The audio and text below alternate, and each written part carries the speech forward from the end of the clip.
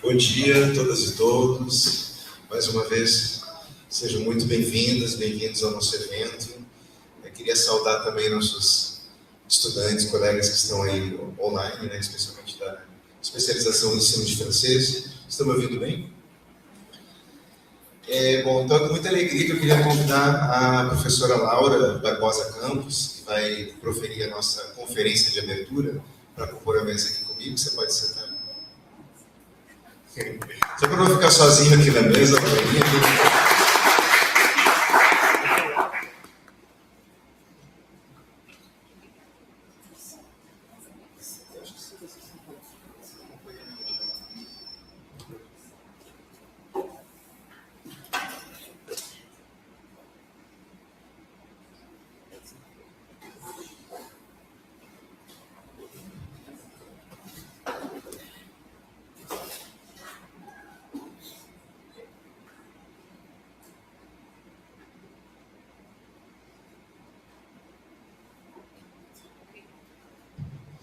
Bom, então vou apresentar aqui, vou tentar ser breve, mas a lista é longa, né? Então eu abreviei aqui. Seja muito bem-vinda, Laura. Então, a professora Laura Barbosa Campos é professora associada da UERJ, Universidade do Estado do Rio de Janeiro, onde atua na pós-graduação e na graduação, né, e também no programa de pós-graduação em Letras, Estudos de Literatura. A Laura é graduada em Letras pela Universidade Federal de Juiz de Fora, mestra em Literaturas Francófonas pela Universidade Federal Fluminense, doutora em Letras pela mesma universidade.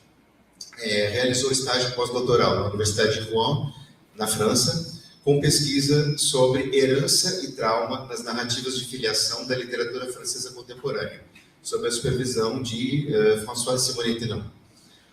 É membro dos seguintes grupos de pesquisa: As Escritas de Si, Travessias e Feminismos, Estudos Identitários de Autoria Feminina, Crítica Feminista e Autoria Feminina, Cultura, Memória e Identidade. Tem experiência, né, em ensino e pesquisa na área de letras, francês, literaturas francófonas, literatura contemporânea de expressão francesa, escritas de si e escritas de autoria feminina. E hoje a professora Laura vai fazer então a nossa conferência de abertura, intitulada Escritas de Si e Desnaturalização de Violências na Construção do Olhar Crítico.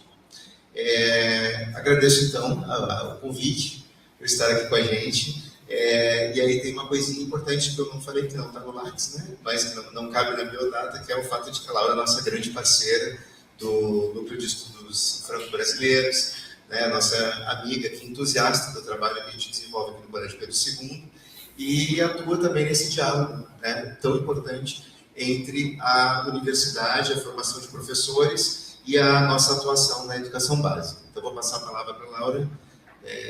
Bem-vinda. Obrigado. Obrigada a você, Luciano. Obrigada a todas e todos. O pessoal que está assistindo online também, bom dia. É um prazer e uma honra também estar aqui junto com vocês, amigos e também profissionais que eu tanto admiro.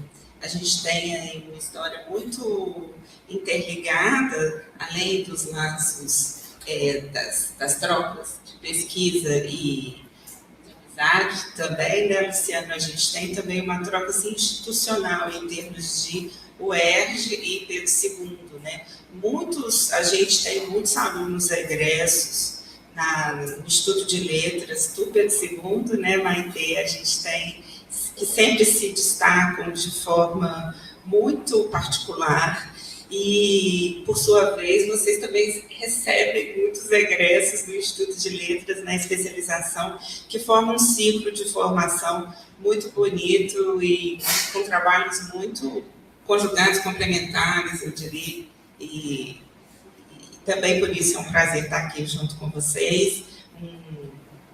Um alô especial para minha querida Cláudia, né, colegas, e que sempre tivemos tanto juntos assim, nesse percurso. Eu vou começar pensando a respeito da literatura, da literatura como um todo, para passar para as escritas de si e depois fazer alguns comentários mais específicos.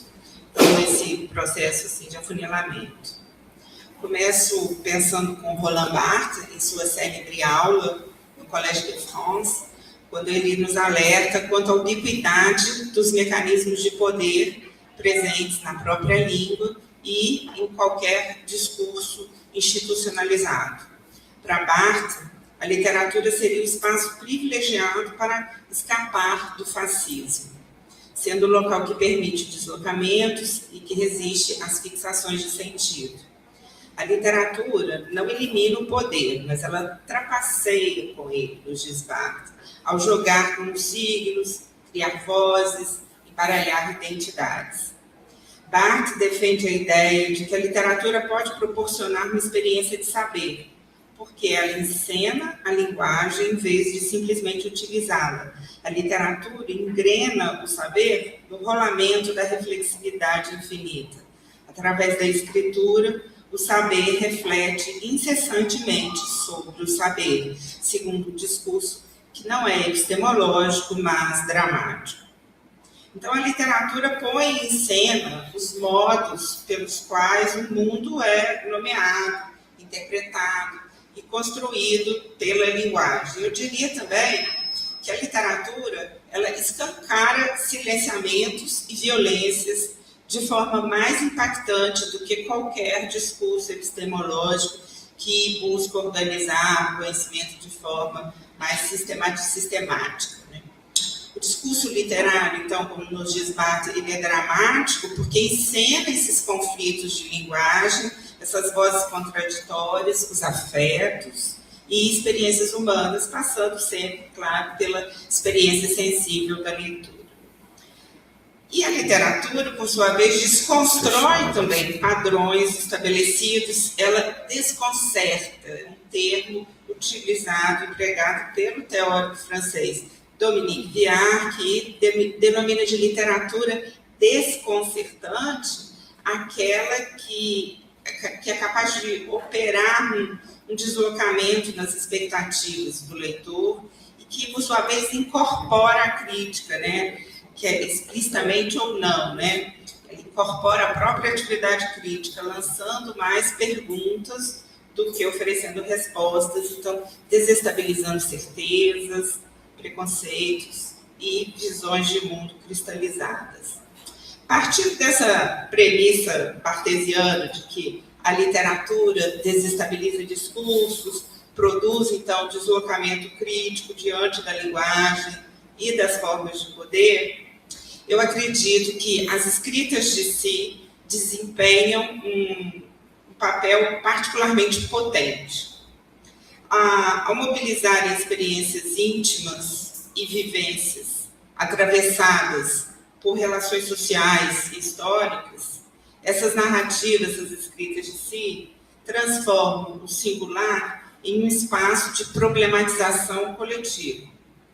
Em muitas escritas de si contemporâneas, e aí a França tem uma tradição ainda mais consolidada, mais antiga do que o Brasil, o autobiográfico apresenta um caráter dessas escritas de si, particularmente essas escritas de si contemporâneas, eu percebo que tem tido uma dimensão altamente coletiva, cada vez mais. Essa, na verdade, é a minha hipótese. Eu arrisco dizer que existe uma tendência de deslocamento do eu ao nós nas narrativas de cunho autobiográfico, sobretudo a partir, mais ou menos, da década de 80. É um eu que torna-se, de forma recorrente, um lugar de inscrição e de problematização de questões sociais, raciais, históricas ou de gênero. Esses textos autobiográficos, então, apontam para a relação entre o pessoal e o estrutural, né? Que é uma proposta completamente em consonância total com o famoso lema da segunda onda feminista, né? O pessoal é político, ou seja, algo que parecia do âmbito individual é frequentemente uma experiência compartilhada por uma comunidade. Tal concepção está também no cerne do projeto autossociobiográfico da escritora, Prêmio Nobel de 2022, Annie Ernaux, definido pela própria autora como algo entre a literatura, a sociologia e a história. E, nesse sentido, o primeiro título cogitado para o livro Laplace, o Lugar, é bastante eloquente. Elementos para uma etnografia familiar. É o título inicial pensado por Ernaux. É um título, então, como a gente percebe, que já sinaliza que a família seria observada por um método etnográfico, ou seja, estabelece um distanciamento aí, marca um certo distanciamento, né? Que o íntimo, então, torna-se objeto de investigação. Investigação que é também um procedimento típico das narrativas de filiação contemporâneas. Esses elementos para uma etnografia familiar, nesse primeiro título, ele explicitava completamente o projeto intelectual do livro de Ernaux. Mas o título definitivo, bem mais interessante, na minha opinião, O Lugar, vai operar aí uma condensação muito mais literária, né, menos explícita, e também marcando a questão central da obra, que é a questão do lugar social, da posição social e da clivagem social da narradora. Então, além disso, o título O Lugar também passou a ser o título definitivo, é um título que é marcado pela concisão, que é também uma característica da escrita plana ernausiana. Então, nesse projeto autossociobiográfico de Ernaux, ela fala do uso de uma primeira pessoa que a própria autora chama de um eu transpessoal. O termo nasce da recusa de uma autobiografia, justamente nessa linha que estou tentando traçar aqui, é uma recusa da autobiografia centrada na singularidade interior do indivíduo.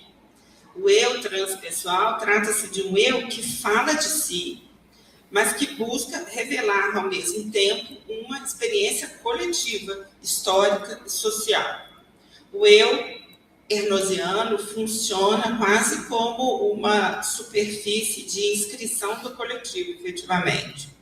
No discurso proferido na ocasião de recebimento do Prêmio Nobel de Literatura, Ernaux comentou essa concepção da primeira pessoa transpessoal. A Ernaux é uma autora muito autoexplicativa, então ajuda muita gente, tanto nas próprias obras como em paratextos. Ela estabelece o que a gente pode chamar também um certo discurso de acompanhamento. Ela diz, no discurso do Nobel, o desejo de entregar o eu, de forma tanto masculina quanto feminina, como uma ferramenta de investigação que capta as sensações, as que a memória recalcou e as sensações incessantemente oferecidas pelo mundo ao redor, em todos os lugares o tempo todo. Não se trata, para mim, de contar a história da minha vida, nem de me libertar de segredos, mas sim de decifrar uma situação vivida, um acontecimento, uma revelação amorosa, desvendando assim algo que apenas a escrita pode fazer resistir e acontecer, talvez em outras consciências, em outras memórias. Mas se todas as coisas são inexoravelmente vividas de modo individual, comigo que isso acontece, elas só podem ser lidas da mesma forma se o eu do livro torna-se, de certa maneira, transparente, para que o eu da leitora ou do leitor venha se deslocar em seu lugar. Que esse eu seja, em suma, transpessoal, que o singular atinja o universal. Eu acho esse trecho particularmente importante, porque realmente explicita esse deslocamento autobiográfico do campo do íntimo para o campo do coletivo. Embora, como diz a autora, toda experiência seja vivida individualmente, né? Quando ela diz é comigo que isso acontece, destaca bastante isso, ele adquire esse valor universal por esse mecanismo do eu que se torna transparente. Essa ideia de transparência Significa, então, que o leitor consegue ocupar simbolicamente o lugar do narrador, né?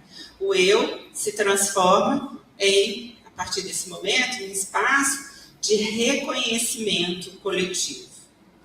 Tornando-se transparente, o eu de Ernaux convida ao compartilhamento de experiências transpessoais, construindo uma potência de reconhecimento.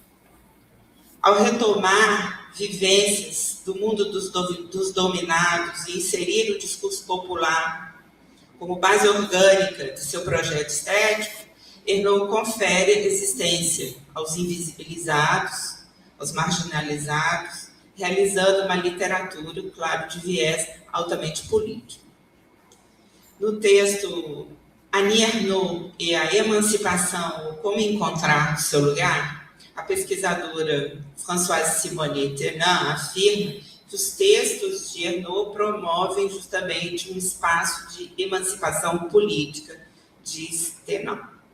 Ernaux foi, então, pioneira nessa dimensão autobiográfica coletiva, que pode ser, como eu disse, considerada como uma tendência das escritas de si desse primeiro século XXI, sem dúvida nenhuma. Essa escrita de si de cunho coletivo está presente em obras autobiográficas com projetos estéticos distintos, como, por exemplo, em toda a produção de autores como Edouard Louis e Didier Ribon, que são autores bastante afinados com esse projeto autossociobiográfico ernausiano, mas a gente pode detectar essa dimensão coletiva nas narrativas de filiação de uma maneira geral, como, por exemplo, em Marie Condé, ou em Colomb-Schneck, ou ainda no impactante livro Triste Tigre, de Neige Sinaud, que é um relato de caráter híbrido, apresentando aspectos ensaísticos, autobiográficos e também romanescos, além da narrativa incorporar uma série de documentos exógenos ao texto. No livro a gente encontra fotografias, recortes de jornal, declarações judiciais, e a Neige Sinaud, que é a autora narradora, ela relata nesse livro o abuso do qual foi vítima do padrasto dos 7 aos 14 anos de idade. E, ao mesmo tempo, ela desenvolve argumentos acerca do viés antropológico do abuso. No texto de Neige Sinaud, então, ele articula duas dimensões simultâneas: uma narrativa de caráter fortemente autobiográfico e uma reflexão ensaística que ultrapassa a experiência individual para pensar o abuso incestuoso como um fenômeno sistemático e estrutural das sociedades patriarcais.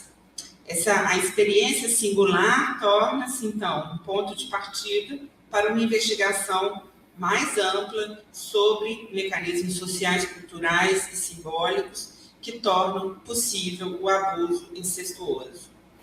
A narradora interrompe frequentemente o fio memorialístico para refletir sobre a banalização histórica da violência contra meninas, sobre a estrutura de autoridade masculina no interior da família e sobre a cultura patriarcal que vai proteger o agressor. O abuso, então, deixa de aparecer como um desvio monstruoso, individual, isolado, para ser considerado, para ser compreendido como um sintoma de uma organização patriarcal muito mais profunda. A família, tradicionalmente concebida como espaço de proteção, surge no livro também como um lugar de exercício do poder, um lugar de hierarquia e dominação masculina. Nesse sentido, no livro de Sinaud, o incesto é pensado não apenas como crime individual, mas como expressão extrema de uma lógica social baseada na apropriação do corpo feminino e infantil. Triste Tigre Então, eu penso que exemplifica um movimento recorrente das escritas de si contemporâneas, um livro muito recente, de 2025, e exemplifica esse deslocamento do relato estritamente individual para essa reflexão de alcance coletivo. Experiência íntima da narradora deixa de funcionar apenas como testemunho pessoal e passa a operar como um instrumento de leitura crítica das estruturas sociais que promovem e silenciam a violência. O eu autobiográfico, mais uma vez, abre-se para um nós aí mais implícito, mas que é capaz de revelar mecanismos históricos de dominação naturalizados pela sociedade patriarcal.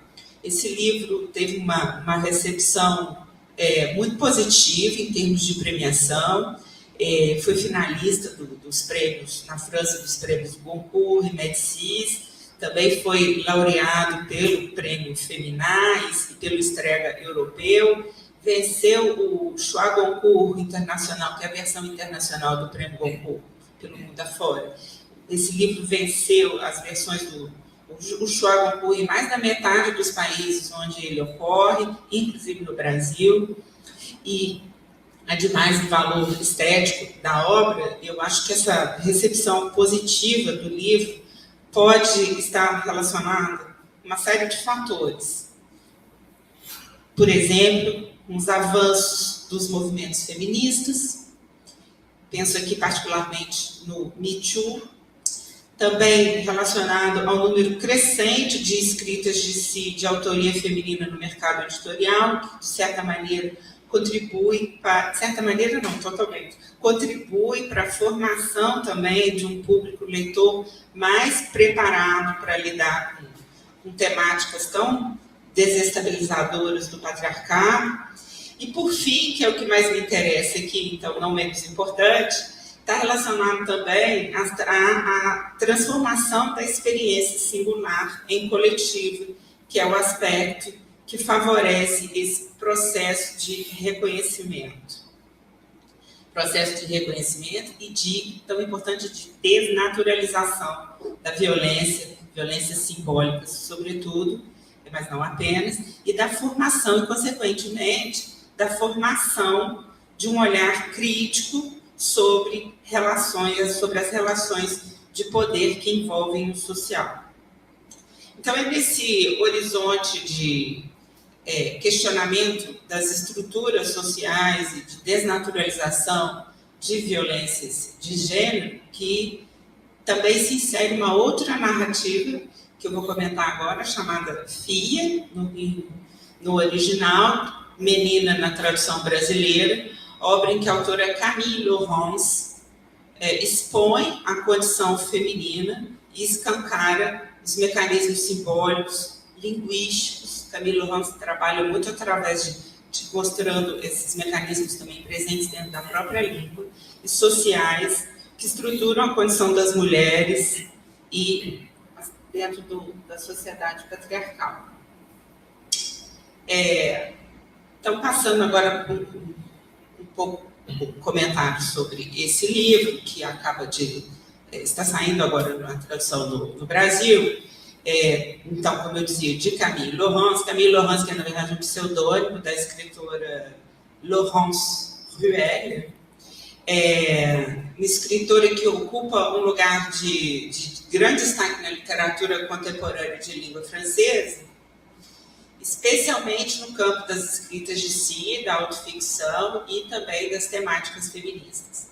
Ela é professora de formação, sempre acho interessante pensar também nessa formação, então é alguém também que tem uma reflexão teórica sobre as questões, é membro da prestigiada Academia Goncourt desde 2020, e publicou seu primeiro romance lá em 2021, já tem um percurso bem longo, desde então vem construindo uma obra sempre marcada por um forte substrato autobiográfico, características presentes em Menina, que foi publicada em 2020 na França, e que é a primeira obra dela a ser publicada no Brasil.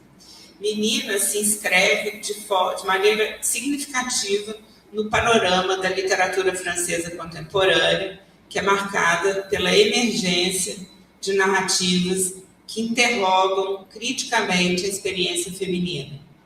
Seu processo de escrita foi marcado, seu processo de escrita aconteceu sob o forte impacto do movimento Me Too, conforme afirma a própria autora, dizendo a liberação da palavra impulsionada pelo movimento Me Too constituiu um verdadeiro catalisador para a escrita desse livro. E, de fato, Menina pode ser lido como uma contranarrativa memorial, eu diria, na medida que não trata apenas de recordação, mas de uma análise crítica. A memória não apenas recorda, mas contesta.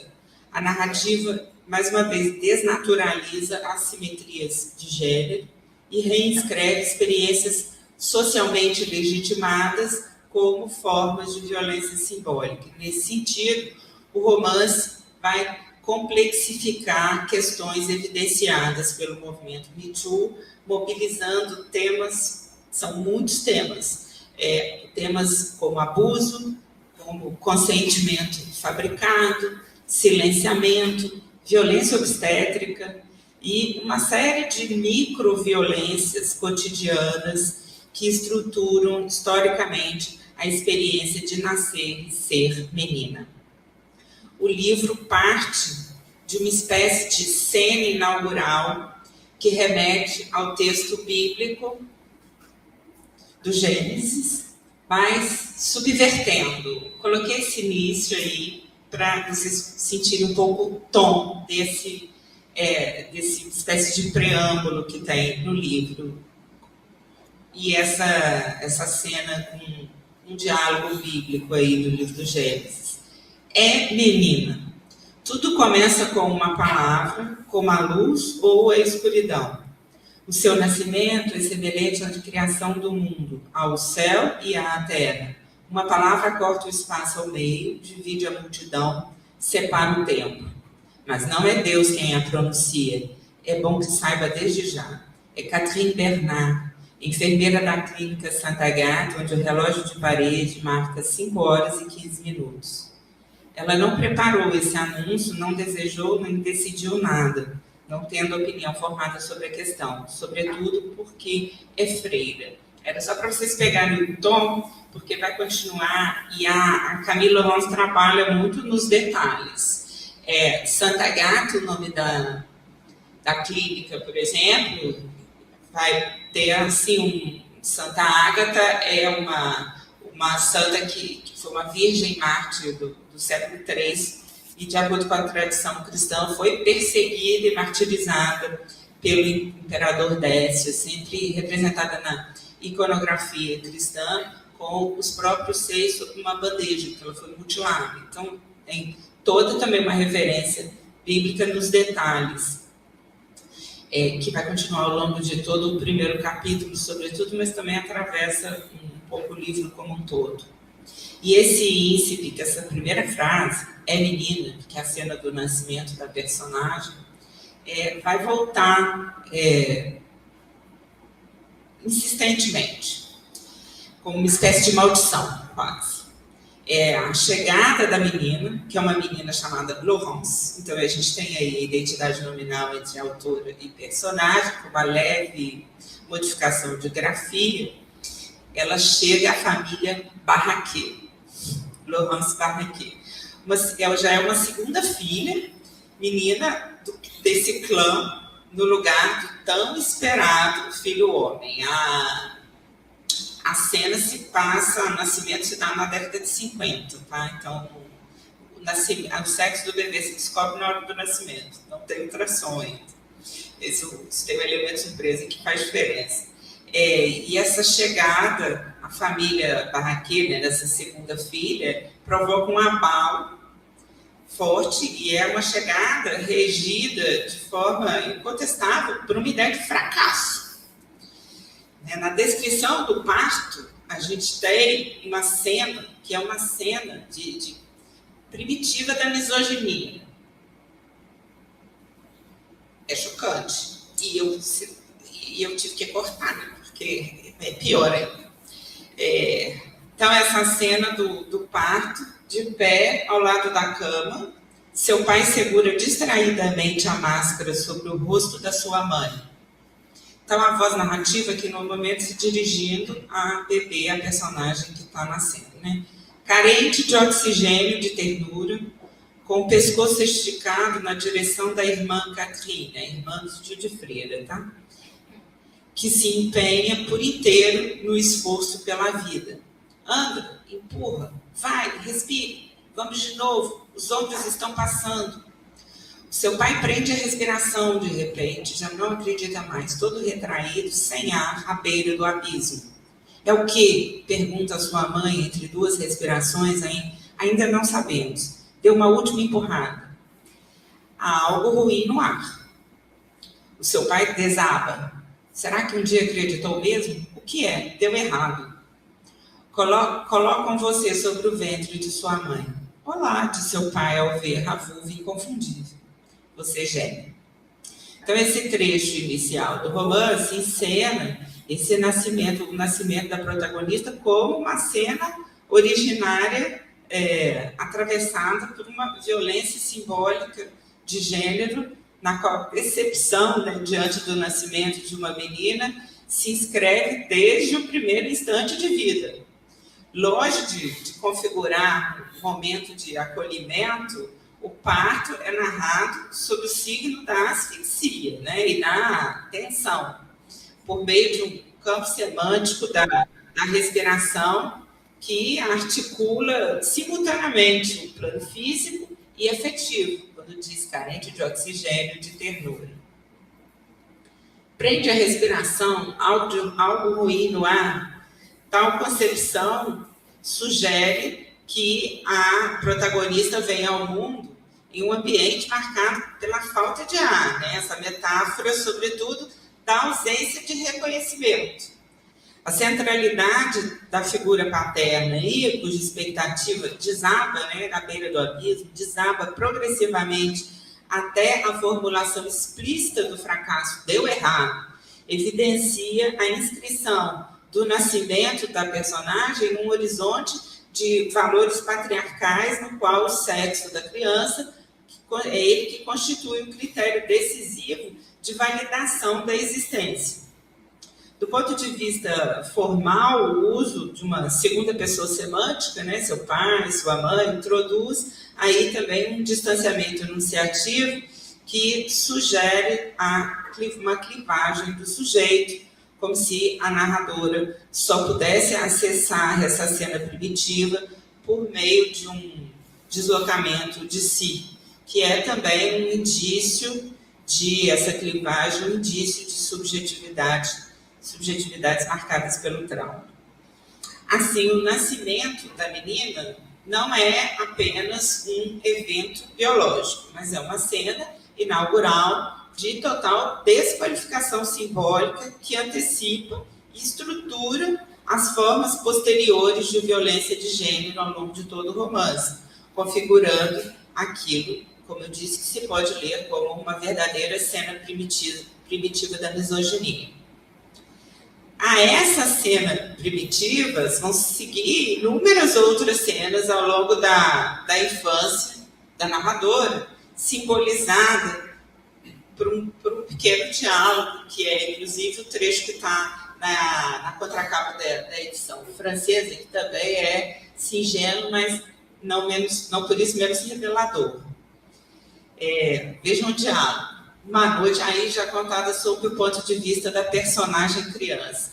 Uma noite, uns senhores chegam lá em casa, tinham umas perguntas para fazer. Estão sentados à mesa da sala de jantar com o papai. Um deles preenche um formulário que tirou da pasta.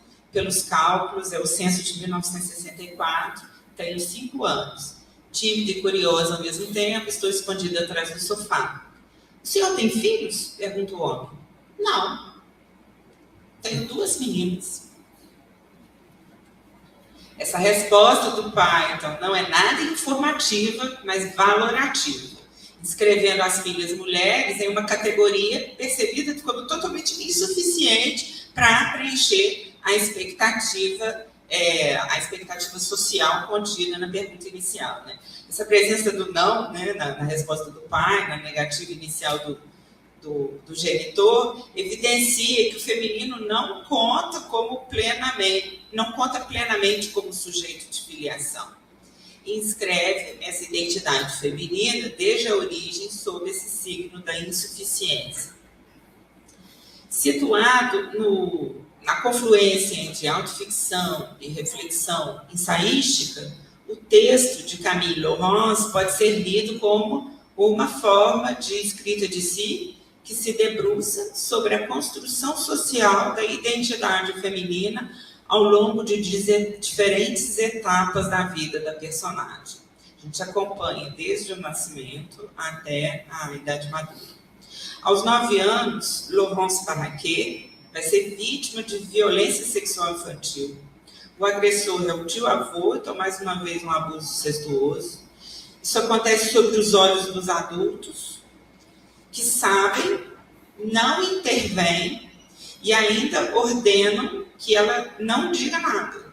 A menina vai ouvir essa frase da tia, Lolo, de Laurence, né? Nem um pio, entendeu? Roupa suja se lava em casa, esqueça isso, tá bem? Boca fechada, todo mundo de bico calado. Esse diálogo constitui um exemplo contundente dessa imposição de silenciamento de gênero articulado à violência sexual, né? O enunciado opera como um dispositivo disciplinador que desloca o foco da violência sofrida, convertendo o abuso em assunto interno. A frase encena uma violência, então, de segunda ordem, né? Não apenas o abuso, mas o silenciamento que o sustenta e o perpetua. Ao tematizar esse mecanismo, o romance de Laurence explicita a dimensão estrutural da violência de gênero, mostrando que ela se funda tanto no ato quanto naquilo que impede que esse ato seja dito. Ao evidenciar que a violência se inscreve também nos mecanismos de silenciamento e de interiorização, o romance abre caminho para uma leitura que pode ser articulada à noção de violência cruzada, que é uma noção formulada por Virginie Despentes em Teoria King Kong, embora a Virginie Despentes não estivesse tratando da questão infantil. Tá? Embora o abuso sexual infantil não possa ser compreendido como situação de violência cruzada no sentido explícito, na violência cruzada, a vítima, né, acaba interiorizando essa culpa e silenciando também. E no caso do abuso infantil existe, claro, a assimetria radical entre agressor e vítima. A noção proposta por Despentes pode ser mobilizada para pensar a circulação da violência para além do ato, e em Menina essa dinâmica se manifesta através desse pedido de silenciamento imposto à vítima, né, que vai internalizar o trauma e reproduzir normas patriarcais em seguida, configurando um regime de violência que se prolonga do plano tanto simbólico, um plano simbólico e subjetivo. A protagonista de Menina vai seguir vivenciando situações de violências de diferentes ordens, em várias etapas da vida. Como eu disse, tem uma gama de questões, de microviolências também.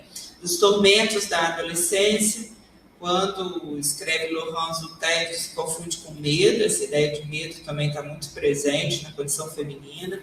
O surgimento das questões relacionadas ao surgimento da menstruação, para a qual a menina não foi preparada, tudo que envolve a condição feminina é vivido com espanto e receio. Mas é ao longo da vida adulta que o trágico, mais uma vez, se impõe na vida da personagem em um angustiante episódio de violência obstétrica. Laurence vai perder um filho tremendamente desejado e o drama da personagem ecoa um trauma vivido pela própria autora do romance, que foi relatado num outro livro dela chamado Filipe, que é uma publicação de 95. Isso também, essas recorrências de eventos traumáticos também é característico do próprio trauma, né? Essa recorrência dos eventos, acontecimentos traumáticos. Há, então, uma pleiade de atrocidades sofrida pela personagem Laurence, que parece, eu entendo como uma forma de condensar formas recorrentes de violência que atravessam experiências femininas em uma única personagem. Longe de se reduzirem a episódios isolados, tais acontecimentos se articulam em um contínuo que abrange desde manifestações explícitas de violência, como é o caso da violência sexual, até modalidades mais, e obstétrica, né, mas também modalidades mais difusas e insidiosas, como o silenciamento, a desqualificação paterna e a própria interiorização da culpa. Nesse sentido, a trajetória da protagonista de Camille Laurence adquire uma dimensão exemplar, evidenciando esses mecanismos estruturais que sustentam a violência de gênero em diferentes níveis, né? Familiar, social e discursivo. A estratégia narrativa de condensação dos eventos traumáticos em uma única figura narrativa permite tornar visível aquilo que no plano coletivo tende a permanecer mais fragmentado ou difuso e expõe a persistência do sistema que produz a vulnerabilização dos corpos femininos. Em paralelo ao percurso, ao itinerário da protagonista Laurence, da personagem Laurence, a narrativa vai também retratar a evolução da própria sociedade, das conquistas das mulheres ao longo, sobretudo, da segunda metade do século XX, também primeiros anos do XXI, como a inserção feminina no mercado de trabalho, a legalização do aborto na França e mesmo recentes mobilizações francesas em prol do casamento homoafetivo.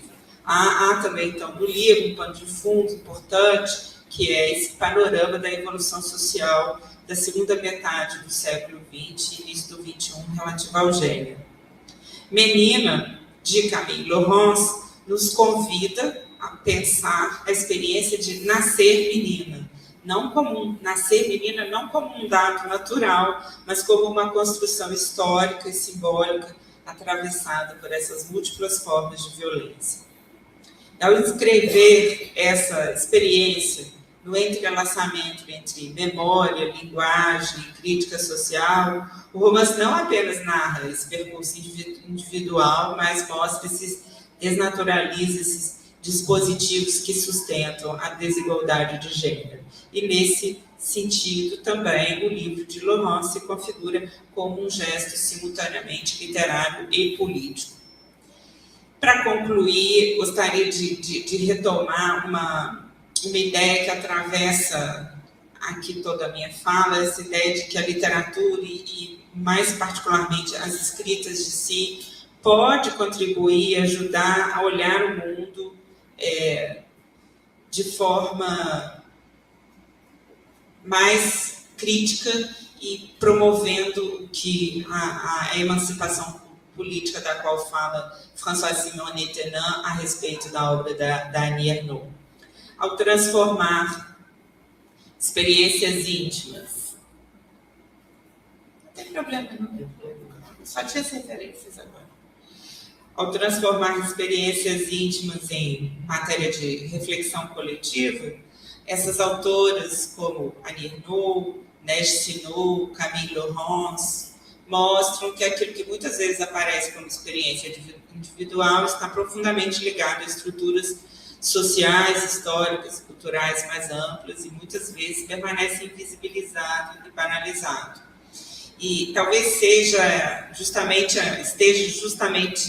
aí a maior força da literatura, esse deslocamento, quando essa literatura que cria desconforto, produz perguntas, abala certezas, e eu acho, como eu disse no início, que especificamente as escritas de si contemporâneas desempenham um papel muito potente nesse sentido, que amplia essa capacidade de identificar violências simbólicas, né? Que a maior questão da violência simbólica é justamente passar como sendo algo natural.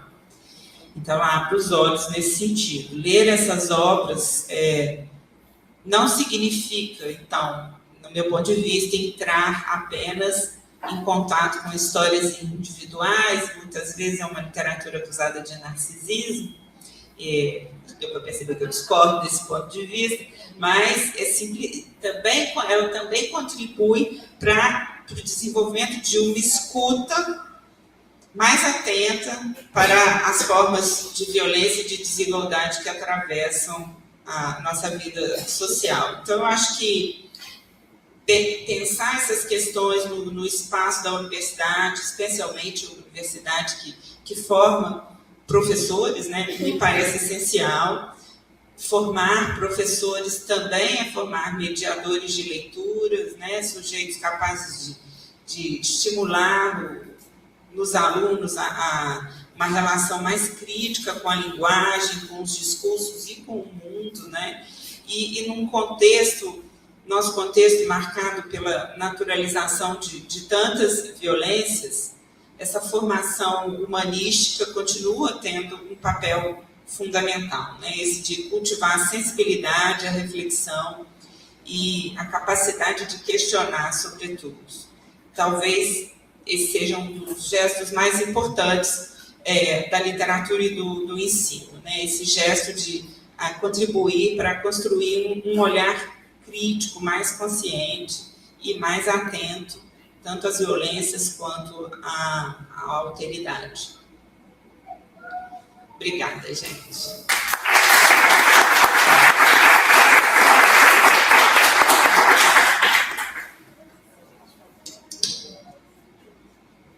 Muito obrigado, Laura, pela sua brilhante apresentação. É sempre bom te ouvir, apesar do... Acho que a gente está para a gente conversar um pouco. Eu acho que é sempre importante a gente... bom, eu estava dizendo, é muito bom te ouvir, apesar do tema pesado, né? Mas a gente está falando porque a nossa realidade é pesada, né?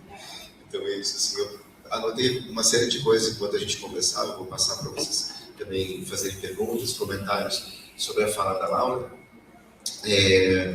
Mas eu queria só comentar que, né, eu dialoguei muito assim mentalmente com o que você vinha dizendo ao longo da sua fala, porque a gente vem, principalmente na especialização, a gente vem discutindo como que o texto literário pode se fazer presente na sala de aula no próprio ensino de língua, né?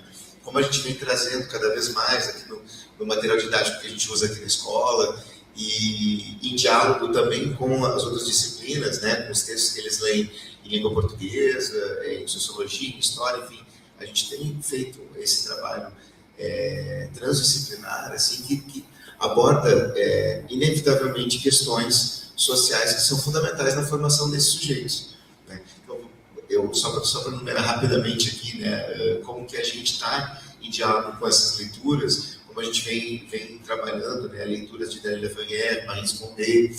Recentemente, há umas 2 semanas na especialização, a gente leu um texto da Ana Moy, que também denuncia, né, como que na sociedade vietnamita a mulher é tratada como cidadã de segunda categoria, como a violência é institucionalizada ali, culturalmente também naquela sociedade, como a gente pode, através da leitura desses textos, tocar questões que estão aqui presentes no nosso cotidiano, em todos os contextos sociais por onde a gente circula, inclusive nos corredores da escola, né, que é o espaço onde a gente fica.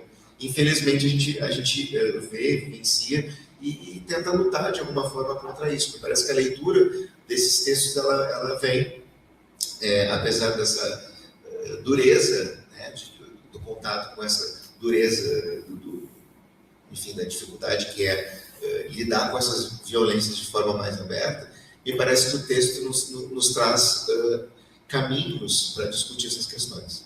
Eu acho que isso ficou inegável na tua fala, eu acho que tem tudo a ver com o que a gente vem discutindo, né, sobretudo no ano passado para cá, em virtude de alguns acontecimentos. Destaco aqui a questão do deslocamento do eu ao nós, como você bem falou. A gente percebe que não é privilégio a discussão de determinadas temáticas a partir da leitura do texto literário não são privilégio ou exclusividade dos estudos literários, né? O próprio contato com esses textos que a gente faz em sala de aula permite a identificação dos estudantes com as realidades que eles encontram naqueles textos. Então, esses textos, mesmo assim, os textos literários que a gente lê, ou que a gente pode vir a ler, ou que a gente pode compartilhar, ou que a gente pode simplesmente falar sobre em sala de aula, muitas vezes fala muito mais com a realidade, dialoga muito mais diretamente com a realidade que eles vivem, do que se a gente ficar, enfim, promovendo debates. É um debate de outra natureza, me parece, né? E eu queria saber se você tem alguma experiência depois para compartilhar com a gente em função disso, como é que você vê na parte prática, né, no desenvolvimento que você, claro, você trabalha como professora de literatura também na pós-graduação, mas queria saber como que o trabalho com a língua também passa por essa questão social. Essa é uma coisa que eu queria perguntar para você, né? E aí, no finalzinho, assim, quando você diz que a literatura abre os olhos, né? Esse texto, especialmente, ele abre os olhos para certas questões, e eu tinha notado aqui, né, que essa leitura literária, ela nos obriga a pensar em determinadas coisas de forma diferente. Ela nos leva a refletir sobre problemas sociais, às vezes de uma forma muito mais, sei lá, parece que dá uma sacudida na gente, talvez pela forma como é escrita, pela questão estética, pelas questões culturais que estão ali presentes no texto. Me parece que sacodem muito mais a gente do que se a gente estivesse lendo uma notícia de jornal, né? Por exemplo. Então é isso, eu não vou me estender aqui, queria só complementar um pouco, né, tentando trazer essa aproximação do que a gente tem feito, do que a gente tem pensado, sobretudo no âmbito da nossa especialização, que a gente dialoga com professores e professoras do Brasil todo, que tem também realidades e que trazem muitas essas perguntas para a gente. Tá, mas aí, a primeira pergunta é sempre assim, por que o texto literário? A pergunta que a gente tenta responder, pelo menos na disciplina de literaturas francófonas. E aí a segunda pergunta, que é a que eles querem trazer logo imediatamente, é como fazer. A pergunta do porquê tem muitas respostas, e a gente fica respondendo isso, né, através das leituras e dos debates o tempo todo, mas a pergunta como não tem resposta. Ou ela tem também várias respostas, pistas de resposta, possibilidades de trabalho, que a gente vem tentando desenvolver junto, né? Eu estava fazendo um pequeno merchan aqui do livro, né, do primeiro livro, que acho que quase todo mundo já conhece, mas ele está disponível para quem ainda não acessou. Ele está disponível no site do NEFB, né, nefbcb2.org, mas para dizer que aqui a gente tem pesquisas que já foram desenvolvidas um pouco como um ensaio, né, de tentar como fazer, como trabalhar, a gente tem autoras aqui, né, presentes, como tentar trabalhar o texto literário em sala de aula, trabalhar não é a melhor palavra, né, mas como trazer o texto, proporcionar a leitura do texto em diálogo com o ensino da língua, isso que a gente vem tentando fazer de alguma forma, né? Então, são assim, essas temáticas super atuais que você traz aqui, super relevantes para esse contexto que a gente vive, né? Então, a tua fala dialogou diretamente com esse trabalho que a gente vem tentando fazer, que no fim das contas é uma visão cidadã da educação, né? Trabalhar com ética e com cidadania, que é o papel, acho que principal, ou primeiro da escola. Então, muito obrigado por fazer a gente pensar, por dar uma sacudida aqui na gente. E bom, queria passar a palavra se alguém tem algum comentário, alguma pergunta para fazer. Eu queria fazer um. Obrigada, Luciano, pelas colocações. Eu queria lembrar que o público universitário mudou, né? Diante as políticas de cota, que já estão aí há mais de 2 décadas, esse público mudou, e que bom que mudou. Essa literatura, e aqui eu penso particularmente nessa questão da autossociobiografia, tem encontrado uma recepção muito sensível, e há visivelmente um processo de reconhecimento aí, por isso que eu quis também reforçar tanto essa técnica, que é algo que se percebe. Eu tenho uma questão sobre a qual eu venho pensando nos últimos anos, e se percebe também, inclusive, em diálogo com psicanalistas que testemunham questões que há uma procura nos consultórios de questões relacionadas ao trânsfuga de classe, que é muito nova e muito recente, porque, inclusive, é um público que tem acesso aos consultórios psicanalíticos recentemente, e é uma coisa que a literatura pode ajudar muito. Então, tem esse caráter específico. Eu acho que não é à toa o sucesso que a gente viu da recepção de Annie Ernaux, Edouard Louis, na Phillips, todo um movimento bem de destaque, num país que é tão marcado pela desigualdade social como o Brasil. Essa literatura realmente tende a causar um impacto, não posso dizer que maior do que na França, mas tenho maior vontade de dizer.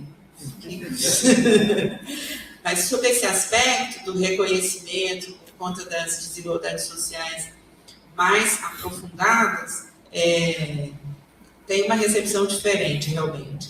E também, uma outra questão, esse caráter estético, por isso que eu quis começar pelo Barthes, né, falando das questões do discurso epistemológico e do discurso literário, esse caráter estético da literatura, esse deslocamento que ela é capaz de produzir, afeta a questão empática, né? Então, isso, o saber sistemático, histórico, sem nenhuma julgamento de valor, não estou contra o discurso histórico, mas nem sempre alcança, né? Esse impacto da empatia, a literatura certamente chega primeiro. Em termos de experiência de trabalho com esses textos em aula de língua, eu fiz uma experiência justamente com um menino, uma aula de língua de francês 8. Não sem temor, porque, claro, é um tema muito duro e a gente também fica com muito medo de trazer gatilhos, então tem que ser muito cuidado. Era a minha primeira experiência com esse texto em aula de língua, na graduação, como eu disse, e funcionou muitíssimo bem, inclusive porque aí, nesse caso ainda, além de todas as questões de temáticas e todas as que nós já discutimos aqui, existe também essa característica do texto da Camille Laurent ter um trabalho com a linguagem muito estreito. Então, isso também ajuda muito em aula de língua. Mas essa é uma característica específica da Camille Laurent, mas esses outros textos têm encontrado uma recepção realmente positiva e de forma muito produtiva também em aula de língua, com certeza, não separo, não. E também, quando a gente, até por questões institucionais ou por restrições de tempo para dar conta do programa, às vezes não é possível fazer, em trabalhos complementares e clubes de leitura, como projetos de extensão que trabalham com isso tem circulado bastante. Na UERJ, eu acho que em vários lugares, e tem sido muito bem acolhido. A gente vê que tem o Goncourt e outros, o João, meu colega, coordena um Liga Ensemble também, que trabalha. Tem vários. No CAP também tem, não sei se a Sheila quiser. Agradecer mesmo a sua fala, e quando você estava falando, né, sobre essa subjetividade, que não é subjetiva, mas você fala do coletivo, né, que é um sofrimento mesmo, né? A gente fala de subjetividade política, não representa só uma pessoa, e quando você estava falando assim, eu estava tentando, nossa, como se encaixa com o que eu vejo falar. Só pedir para falar aqui, por favor. Desculpa.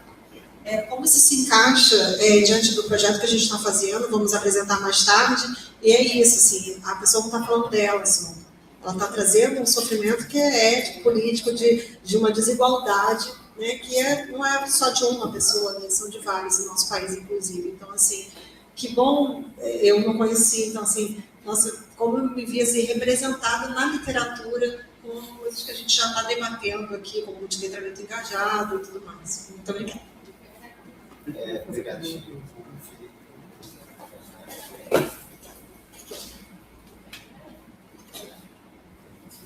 Falar no microfone que é chato ficar passando, mas a gente está gravando, depois a gente tem para posterioridade esse momento. Eu não sou da literatura, né? Eu sempre falo isso quando falo para dentro da literatura, eu sou da língua, né? Mas eu me lembro que a minha experiência com literatura foi de fruição. Eu falo da Cláudia, nem sempre da fruição, que especificamente, mas o contato com os textos era uma coisa muito prazerosa, não só para mim, mas para os meus colegas de turma, de faculdade, né? E aí eu estava pensando nisso que você trouxe, esse limite epistemológico baixo no começo da sua fala, que separa a violência simbólica, né? Ontem eu acordei no jornal com a notícia de que um homem sequestrou a mulher, a esposa, a mãe da filha, e atirou a esposa de um penhasco. A sensação que eu tenho é que é da ordem de um insuportável, né? Eu não queria estar ouvindo aquilo, eu não conseguia ouvir aquilo, aquele relato era incômodo, a ponto de eu querer sair da minha própria casa, né? Desligar a televisão. E aí eu fico pensando, né, Luciano traz a questão do porquê, né, se ensina literatura na formação cidadã, já fazendo aí o link com a próxima mesa, né? Mas é justamente ressaltar esse potencial que a gente tem pela estética do texto literário de atingir questões que são tão violentas, e às vezes não só simbolicamente, né, porque a violência misógina ela é um espectro, né, uma escala, que vai desde o simbólico até o prático, né, o físico, né, de intervenção na formação desse cidadão, ou nessa formação cidadã, né? Que ainda ali na escola tem aí a possibilidade de ter contato com esses textos para uma formação que tente, né, dirimir um pouco essas questões que a gente vive hoje de gênero. Só isso que me fez pensar. Mas aí o problema é que essas violências não são pontuais, né? Essa que você mencionou do caso, esse caso terrível de ontem, tem se tornado cotidiano, né? Acho que a evolução do espaço da mulher trouxe como reação e sintoma esse tipo de violência que tá insuportável. Todos os dias tem. Então, realmente é algo que a literatura já falava sobre isso e está nos invadindo. Dois comentários ali, Marconi e Nayara.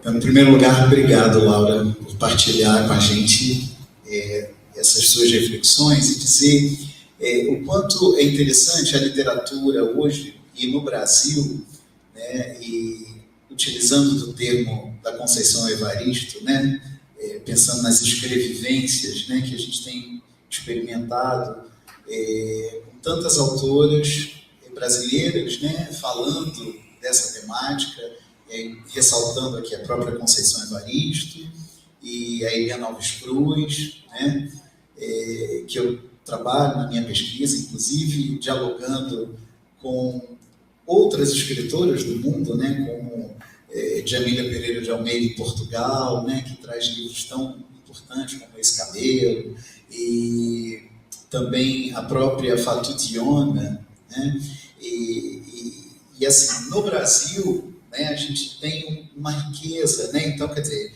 essas literaturas, elas dialogam entre si e têm exercido, eu penso assim, um fator assim, social muito importante, né, de fazer pensar, né, nesses assuntos, e aí os exemplos, lamentavelmente, né, de violência contra a mulher e tudo isso são cada vez mais, né, evidenciados ainda, a gente está vivenciando.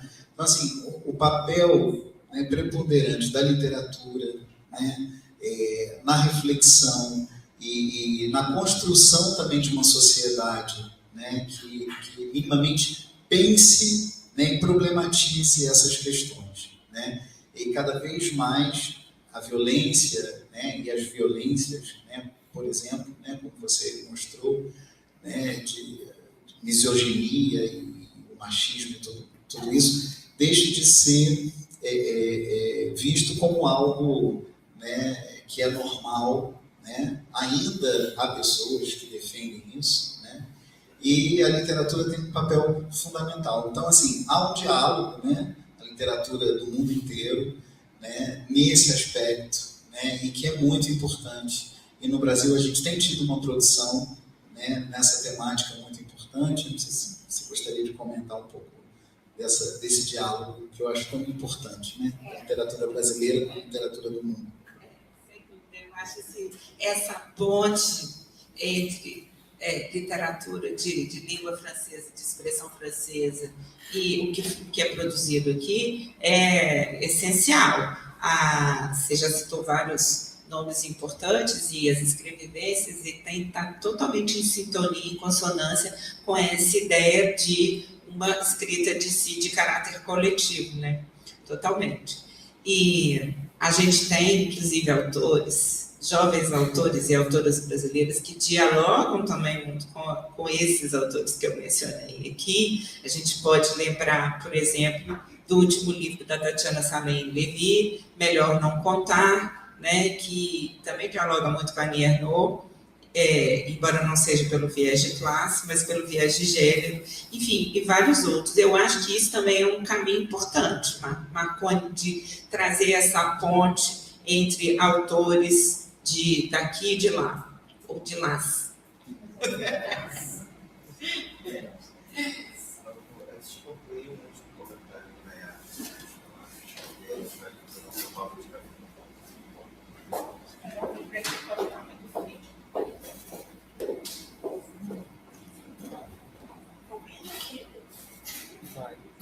Posso falar daqui? Tá bom? Oi, gente. É muito interessante a gente estar aqui hoje. Eu ouvi o que está acontecendo aqui hoje, eu vi Laura e eu vi Luciano, porque eu sou cria da especialização, e ontem vivi uma situação muito ao vivo e que mexeu muito comigo ontem à noite na minha turma do noturno, da 3ª série do ensino médio. A gente começou uma leitura de um conto do Marrocos, que estava no livro, e antes de a gente introduzir a leitura propriamente dita do conto, entrei na questão, e aí, como é a literatura para vocês, né? Vocês leem, vocês gostam? E aí percebi a distância que existe, que não sei, me assusta que talvez esteja crescendo, a distância que se instaura da literatura para esses alunos de educação básica, ainda os adolescentes e menores, provocada pela geração supermediática que a gente tem. Porque os argumentos que eles usaram comigo foram, mas e se eu ouvir um podcast sobre o livro, não está mexendo com a minha imaginação? Se eu assistir a um vídeo que apresenta o livro, não é a mesma coisa? E aí eu fiquei assim, gente, não é a mesma coisa. Eu não tinha tanto tempo para desenvolver, hoje eu tenho aula com eles de novo, graças a Deus, depois da mesa de hoje. Mas eu fiquei com isso na cabeça, porque eu tinha 3 alunos em sala, são alunos da 3ª série, que então estão com a literatura de Pedro II em dia, né, que tiveram uma formação muito rica em literatura, em português e nas outras disciplinas também, que tem projetos, que trabalham muitas coisas, mas que chegaram ali na 3ª série, na cara do Enem também, e disseram, mas e o podcast, né? E o vídeo, não vai ser a mesma coisa? E eu fiquei assim, não. E aí bateu o sinal, tive que ir embora. Mas pensei em tudo que a gente já conversou, pensei no que a gente trabalhou, e vou sair daqui mais inspirada, porque eu saí de lá ontem com uma... Não foi com desencanto, foi com uma... Você sai com o nó na garganta, né? Com o nó na garganta, mas eu saí desafiada. Eu falei assim, não, eu preciso fazer alguma coisa aqui. Não é possível. Então é isso, só queria comentar que foi ao vivo a minha questão na educação básica. Saudade de quando a nossa discussão era contra o Français Facile, né? Bom, então a gente conclui a mesa de agora. Você vai fazer mais um último comentário? Vou deixar ela fazer o último comentário. Aí a gente passa para uma pausinha de café e depois a gente passa para a nossa primeira mesa, que vai trazer, então, experiências práticas que tenham tudo a ver com essa pegada de uma educação cidadã, crítica, né, voltada para as questões sociais. Ao longo do dia isso vai acontecer, e na mesa da manhã a gente vai ter trabalhos práticos voltados para essa experiência que as colegas vão compartilhar com a gente. Lembrando que quem está aqui, por favor, registre sua presença no QR Code ali, tá? Responda o formulário agora durante a pausa para registrar sua presença. Certo? Então, muito obrigado a todos e todas. Vou passar para a Laura dar uma última palavrinha para a gente fechar a nossa conferência de abertura. Muito obrigado. Obrigada, Luciano. Obrigada a todos e todas. Então, só reforçando, as escritas de si não são necessariamente narcísicas. Você tem boas e más literatura e boa e má escrita de si. E estou ansiosa para escutar as mesas que vão acontecer ao longo do dia e, mais uma vez, agradeço a escuta e os comentários de vocês.